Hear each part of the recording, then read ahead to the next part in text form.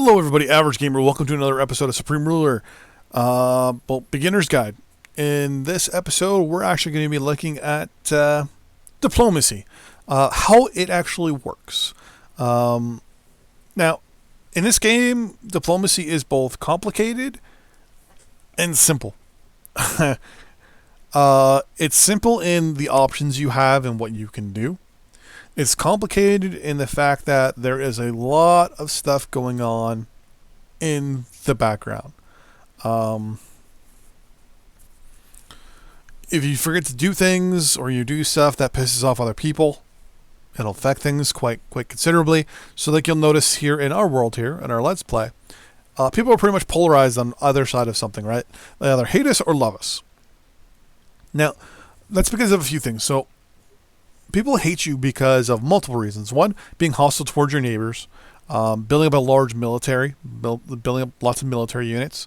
That gives a negative, effect to everybody as well. The closer they are to you, the more it affects them. Researching technologies that are militant in nature. Researching nuclear weapons, long-range ballistic missiles, it's very advanced, military technology. So that will make you a threat. Other things that countries will like, though, is researches that increase the quality of life for your people. For example, if you're studying a lot of like health technologies and anti-pollution technologies and things like that, people are going to like you because you're looking for a way to make people themselves actually better. So they'll be positive towards you about that.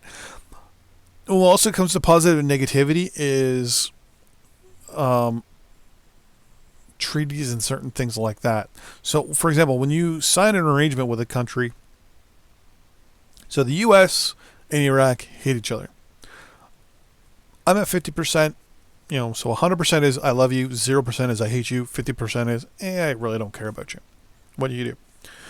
They hate America. They hate Iraq. Iraq is 100%, all the way to the red. We hate you with a fucking passion. We here in Russia or in China, we're at a 100%, we're at a I love you stage with Iraq.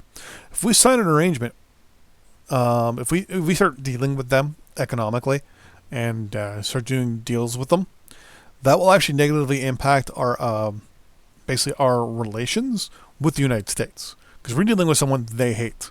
So by default, they'll start hating us a little bit more because we're dealing with Iraq.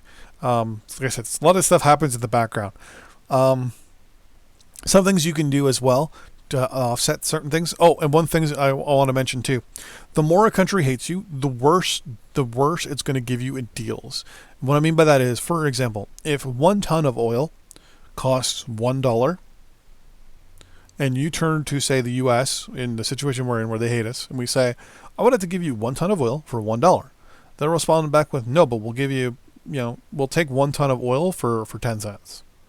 The more they don't like you, the more they're going to try and rip you off. There's an offset to that. The more they rip you off, the more they like you. Because then they realize, you're not that bad because you're letting them do this. That's one way to actually get the governments actually to like you, is give them arrangements that are massively beneficial to them. So, for example, with Brazil, early in the game, we were giving them trades that they wanted, technology that they wanted. We weren't really asking for much back, if anything. And that's pretty much the way it is, right? If you want to have a country like you, you have to give it a whole bunch of stuff. One of the ways you can really get a country to like you, and I did it with Peru and I forgot about it. I don't know if it's still going on. So we have all these arrangements with them, right? Right now. They hated us before. They hated us with a passion. One of the best ways to do this is once your country becomes, we'll say, rather rich, and you have enough money, what you can do is actually wait until a country breaks up. So, for example, Brazil hated us. we were doing trades with it, it was kind of getting okay with us a little bit. We were giving it tons of stuff. There was a government upheaval. We supported the new government in power because most people forget about the whole support condemn thing that pops up in these little messages here. So you'll say support condemn right here. Always hit support.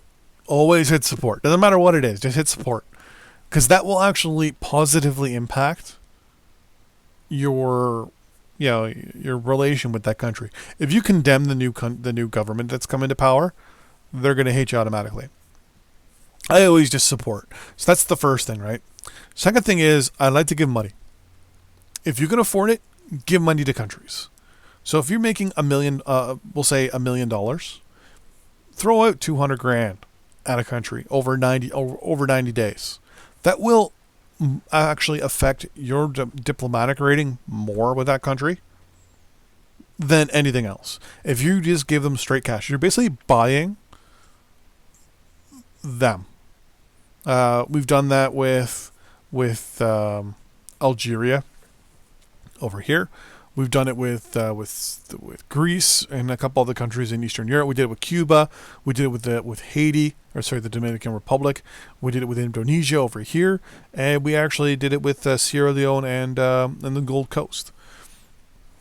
We supported their governments when they were overthrown, and then we just threw tons of money at them, tons of resources and all that stuff, and we basically propped up their governments, supported their governments until they became self-sufficient. And they love us. So that's one of the catch-22s with this game, right? You have to kind of play the political game where countries are going to hate you, and they're going to hate you for a long time if you do things that they get pissed off at. If they like you, they'll like you until you do something, and then they'll hate you real quick, real fast. So, for example, we went to war in Haiti. Mali down here is automatically already in the position where they're already really not liking us. And a couple of countries here in the Balkans. Yugoslavia down here isn't too happy about us. Bulgaria isn't too happy with us. Hungary and Romania. So, one of the beasts of this game, the diplomatic system. It's hard, but once you get a good grasp on it and how to play it, it's still fucking difficult. See you guys next time. Bye-bye.